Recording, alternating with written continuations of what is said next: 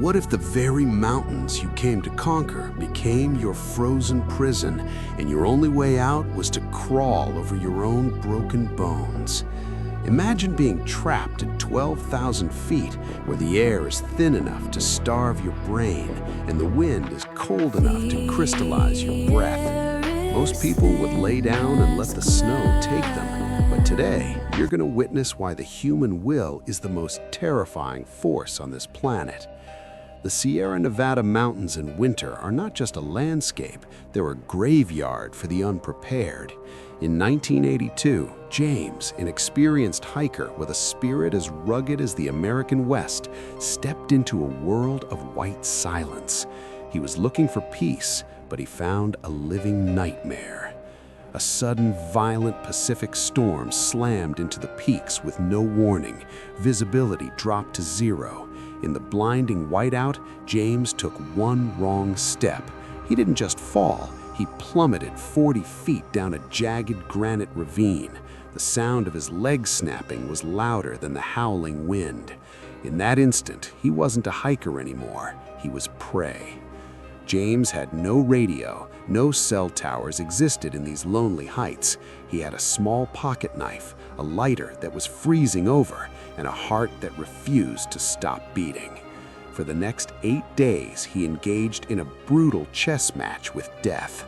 He had no food, so he ate pine needles and scraped bark from frozen trees. To stay hydrated, he tucked snow inside his jacket, using his own failing body heat to melt it into a few precious drops of water. Every inch of movement was a scream of agony. He couldn't walk, so he dragged his body through the sub-zero powder. His fingers turned blue, then black, but every time his eyes started to close for the last time, he pulled out a crumpled photo of his young daughter. He looked at her smile and whispered to the freezing wind, "Not today. You don't get to take me today." By the 9th morning, James was a ghost of a man. He had crawled nearly 5 miles on a shattered limb. He reached a small clearing and, using his last bit of strength, he dragged dark branches across a field of pristine white snow to spell out 3 letters, SOS. High above, a rescue helicopter was about to turn back due to low fuel, but a glint of sun hit the SOS. When the rescuers descended, they didn't find a man waiting to be saved. They found a warrior who had refused to die. The lead medic later said, biologically, he should have been dead on day 3, but his mind was still at war.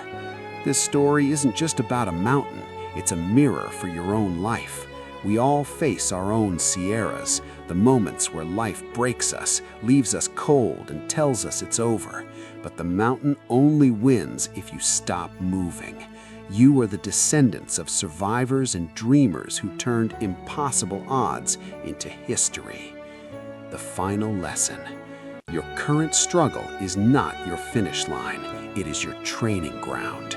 The world will try to bury you, but remember, you are a seed. Never stop crawling.